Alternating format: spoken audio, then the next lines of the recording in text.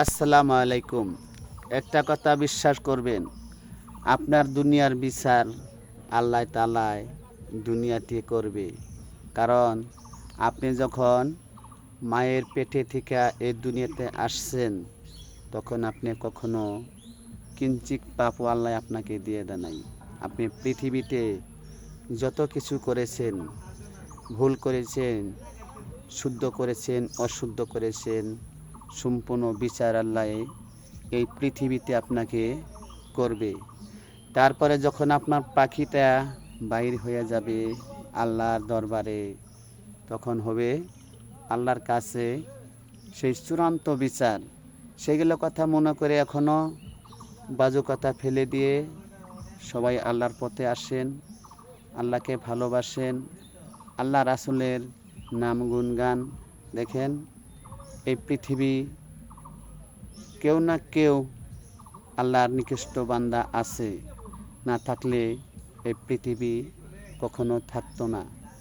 আল্লাহ নবী বলে গেছেন যে একটা যুগ এরকমভাবে আসবে, আমার মমিন উম্মতেরা দেখতে পাবা ভাইয়ের সাথে ভাইয়ের মিল থাকবে না, পাড়াপড়শির সাথে কোনো মিলামেশা থাকবে না। শুধু মানুষ ভাববে খালি নিজের স্বার্থর জন্যে, মানুষের সাথে কখনো মানুষের কালেকশন থাকবে না।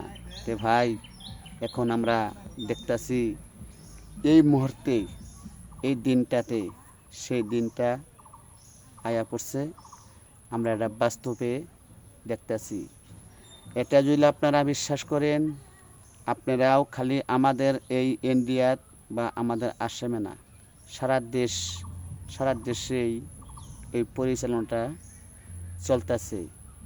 কারণ যে কোনো মানুষ, আমরা আগে দেখেছি অনেক মানুষের সাথে খাই খাতির ছিল, অনেক বন্ধু বান্ধবটা মিলামিশা করে চলছে, কের সাথে কখনো কাইজা বিবাদ ঝগড়া হয় নাই।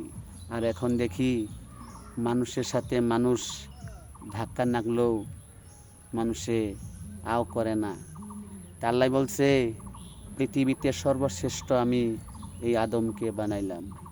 এই আদমকে দেখে এক মানুষকে আরেক মানুষ দেখে যখন মানুষ হিংসা করে, শেষে তার কিসের নামাজ, কিসের ইবাদত, কিসের বন্দেগী, কোনো কিছু আল্লাহর দরবারে কবুল হবে না।